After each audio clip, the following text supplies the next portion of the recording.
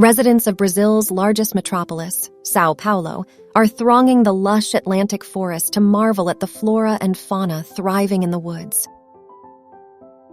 Visitors walk through the nursery, which has the capacity to produce 750,000 seedlings of 110 species native to the Atlantic forest annually.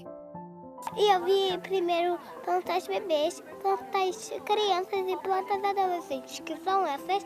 E agora, na floresta, tem plantas adultas. The Atlantic forest, or Mata Atlântica, as it's known in Brazil, is spread across 17 Brazilian states and is one of the most biodiverse spaces in the world. But this biome was nearly exterminated until a massive reforestation drive restored the greenery that now many people marvel upon. Over the past 500 years, the Atlantic forest had been exploited, occupied, and gradually destroyed. A biome that once stretched along almost the entire coastline of Brazil gave way to cities where 70% of the country's population lives today, and what remains of the forest is just a fraction of what it used to be, with only 24% of its forest left. Multiple efforts are now underway to bring back tree cover as well the native fauna. A Mata Atlântica provavelmente é dos espaços mais biodiversos do mundo, né? Então, tem muita coisa que a gente não conhece. Volta e meia a gente escuta informação de uma espécie nova que foi encontrada, que foi identificada na Mata Atlântica. E acabar com tudo isso antes de conhecer é muito triste, para não dizer outras coisas assim, né? Então a nossa luta é justamente nesse sentido, reverter esse cenário. Part of these efforts include encouraging locals to visit the forest where they are taught about the environmental threats the Brazilian biome faces. Nada substitui você viver, sabe? Você pode... você não ama o que você não conhece, sabe? Então a gente já mora na cidade, uma metrópole assim tão estéril às vezes.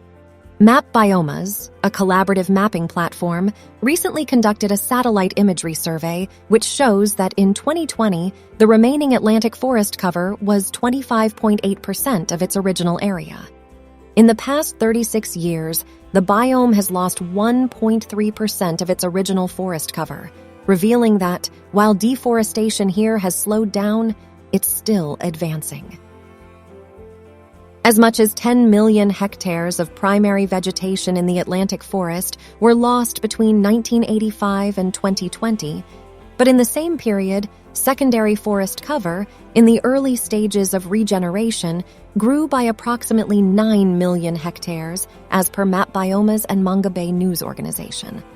While the deforestation and reforestation figures, which appear more or less identical for the same period, may be seen as a sign of achieving ecological balance in the Atlantic forest, experts warn that the new trees cannot replace the environmental value of the old-growth forests. Brazil, under the Luiz Inácio Lula da Silva government, made commitments to restore tens of millions of hectares of forest by 2030.